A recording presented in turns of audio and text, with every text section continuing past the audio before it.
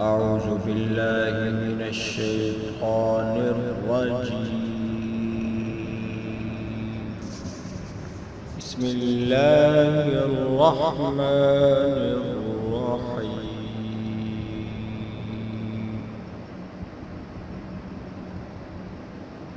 تبارك الذي بيده الملك وهو على كل شيء قدير.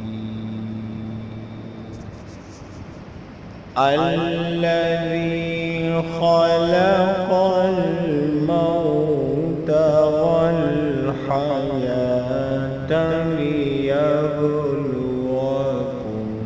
أيكم أحسن عملا وهو العزيز الغفور.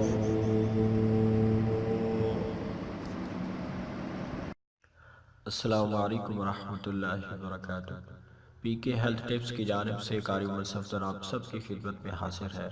امید کرتا ہوں کہ میرے تمام ویورز اور سبسکرائبر اللہ تعالیٰ کی توفیق اور عنایت سے خیر و عافیت سے ہوں گے. دوستو، اس سے پہلے کہ میں آج کی ویڈیو سٹارٹ کروں، آپ لوگوں نے اگر میرے چینل کو سبسکرائب نہیں کیا تو سب سے پہلے آپ چینل کو سبسکرائب کر لیں، اور اینڈ میں ویڈیوز کو لائک کرنا، شیئر کرنا، کمنٹ کرنا بالکل نہ بھولیے گا، بیکاز یہ آپ لوگوں کے لیے ایک چھوٹا سا صدقہ جاریہ ہے جو کل قیامت کے دن پہاڑوں سے بھی بڑا ہونے والا ہے. تو اس لیے آپ ہماری حوصلہ افزائی کے لیے اور اسلام کو اسپریڈ کرنے میں ہمارا آپ تعاون کر سکتے ہیں، ہمیں کوآپریٹ کر سکتے ہیں، تاکہ ہم لوگ اور بھی اچھے طریقے سے اسلام کو فالو بھی کر سکیں اور اس کو آگے اسپریڈ بھی کر سکیں.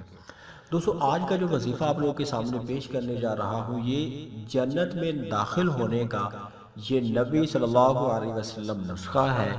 حضرت ابو ہریرہ رضی اللہ تعالیٰ عنہ نے ایک دفعہ ارشاد فرمایا حضور صلی اللہ علیہ وسلم سے کہ جب میں آپ کی خدمت میں ہوتا ہوں، آپ کو دیکھتا ہوں، تو میرا جی بہت خوش ہو جاتا ہے اور میری آنکھیں ٹھنڈی ہو جاتی ہیں.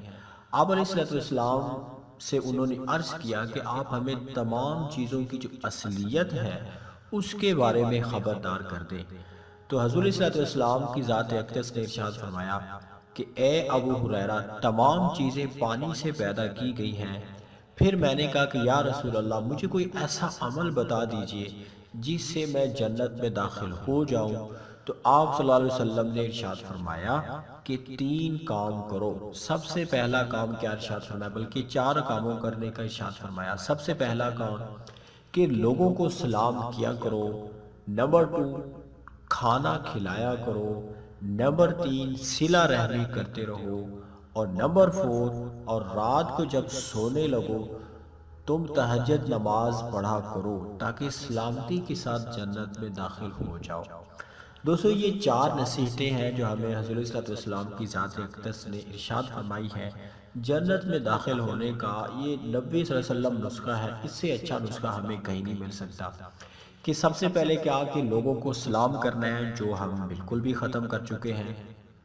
ایک حدیث میں آتا ہے کہ حضور صلی اللہ علیہ وسلم کی ذات اقدس نے ارشاد فرمایا کہ من ابتدا بالسلام فہو بریء من الکبر، کہ جو بندہ سلام کی ابتدا کرتا ہے وہ تکبر سے بری ہو جاتا ہے. نمبر 2، کھانا کھلایا کرو.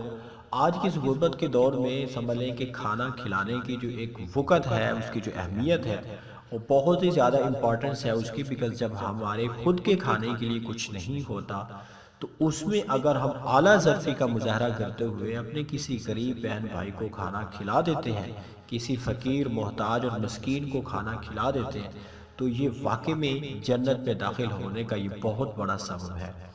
نمبر 3، صلہ رحمی کرتے رہنا. لوگوں سے حسن سلوک سے پیش آنا، اچھے اخلاق سے پیش آنا. شاید یہ چیز ہمارے معاشرے سے کب کی رخصت ہو چکی ہے، اس کا انتقال ہو چکا ہے.